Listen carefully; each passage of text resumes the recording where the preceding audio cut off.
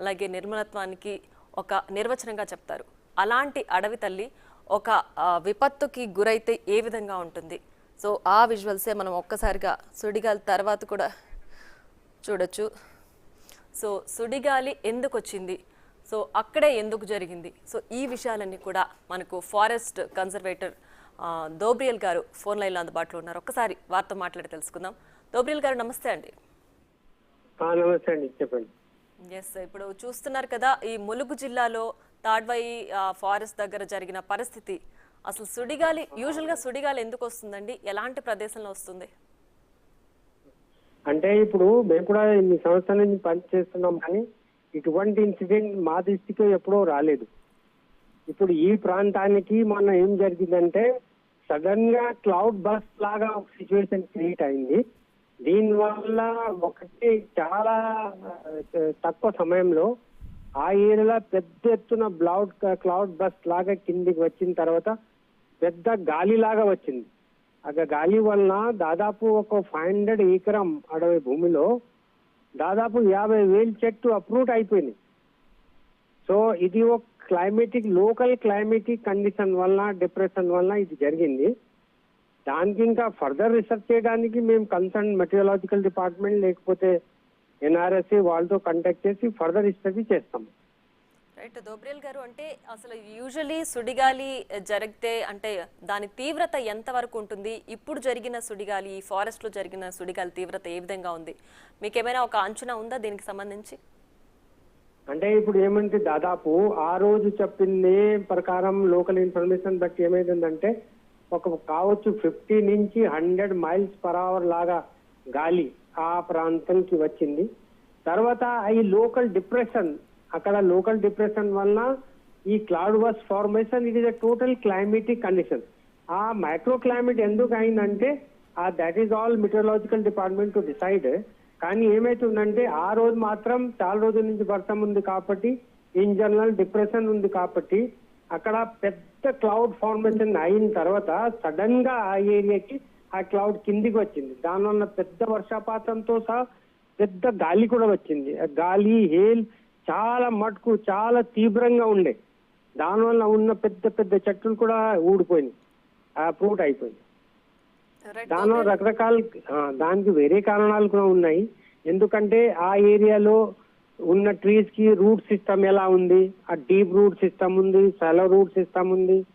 తర్వాత దీనికి ఎందుకు ఈ గాలి తట్టలేకపోయిండ్రు ఈ అన్ని చెట్లు, ఈ అంతా కలిపి కూడా ఒక స్టడీ జరుగుతుంది.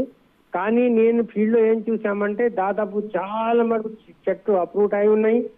ఏ చెట్టు అప్రూట్ అయింది దానికి రూట్ సిస్టమ్ శైలోగా ఉంది. శైలో అంటే భూమి లేపల్లో పైన ఉంది. ఎందుకు ఉందంటే ఈ ఏరియాలో చాలా మటుకు మాయిశ్చర్ ఉంది కాబట్టి, న్యూట్రియంట్ అవైలబుల్ ఉన్నాయి కాబట్టి చెట్టు పెద్ద ఎత్తున రూట్ కిందికి తీసుకెళ్ళిపోదు, వాళ్ళకి పైననే ఎంత దొరుకుతుంది కాబట్టి root system horizontal system root system ఉంది. దానికి యాంకరింగ్ కొంచెం తక్కువ ఉండేది ఆ ఏరియాలో. దానివల్ల పెద్ద గాలి వచ్చిన తర్వాత వాళ్ళు పడిపోయింది.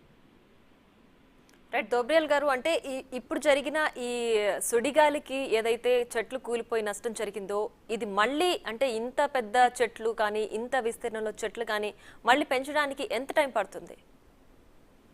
అంటే ఇది పెద్ద ఈ చెట్టు పడిపోయిన చెట్టు చాలా 100 ఇయర్స్ దాటిపోయి ఉంటాయి. కొన్ని చెట్లు అయితే 200-300 ఇయర్ ఓల్డ్ కూడా ఉన్నాయి. ఈ పెంచడానికి మాకు చాలా సంవత్సరం 100-200 ఇయర్స్ కూడా పడుతుంది. ఆ విధంగా అడవి రావాలంటే మళ్ళీ 100 ఇయర్స్ పడుతుంది. దోబ్రియల్ గారు, అయితే ఇంత తీవ్రతతో సుడిగాలి రావడానికి ప్రాథమికంగా ఎలాంటి రీజన్స్ ఉంటాయంటారు? అదే నేను చెప్తున్నా కదా, నేను మెటీరియాలజికల్ ఎక్స్పర్ట్ కాదు.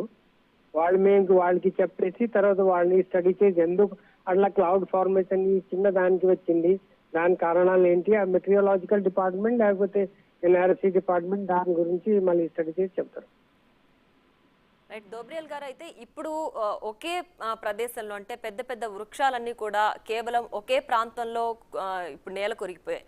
సో ఇదే విపత్తు అంటే ఈ సుడిగాలి ఒకవేళ గ్రామాల్లో జరిగితే గనక ప్రాణ నష్టం కావచ్చు, ఆస్తి నష్టం కావచ్చు, అంటే దీనికి మించి ఇంకా ట్రిపుల్ గా జరిగే అవకాశం ఉండొచ్చా? ఎందుకు కాదు, ఇప్పుడు ఏ ఊర్లో వచ్చిందంటే చాలా మటుకు ప్రమాదం జరిగే అవకాశం ఉండేది కదా, తప్పకుండా ఉండేది. కానీ థ్యాంక్ గాడ్ ఇది ఊర్లో రాలేదు, పక్కన అడవులలో వచ్చింది. ఆ ఫార్మేషన్ కూడా అడవులో ఎందుకు అయింది? బికాజ్ టెంపరేచర్ రీజింగ్ కిందగా ఉంటే మేము డ్యూ పాయింట్ అంటాం. ఎప్పుడు కూడా వర్షాపాతం పడాలంటే డ్యూ పాయింట్ కిందగా ఉండాలి. ఎక్కడైతే క్లౌడ్ వాటర్ లో కన్వర్ట్ అంటే that is the dew point. ఇప్పుడు ఫారెస్ట్ ఏరియాలో టెంపరేచర్ తక్కువ ఉంటుంది కాబట్టి ఫారెస్ట్ ఏరియాలో కొంచెం వర్షాలు ఎక్కువ వస్తాయి. టెంపరేచర్ వలన అంత regime, then they say that tree attract the cloud, there may be several issues involved. కానీ తప్పకుండా ఇది ఊర్లో వచ్చి ఉంటే చాలా మటుకు ప్రమాదం అయ్యే అవకాశం ఉండేది. రైట్ డబ్ల్యూఆర్ గారు, థ్యాంక్స్ ఫర్ ది ఇన్ఫర్మేషన్ అండి.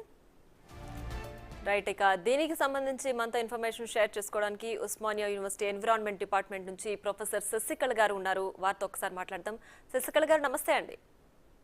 నమస్తే అండి. నమస్తే అండి. సో చూసారా, ఈ ములుగు జిల్లాలో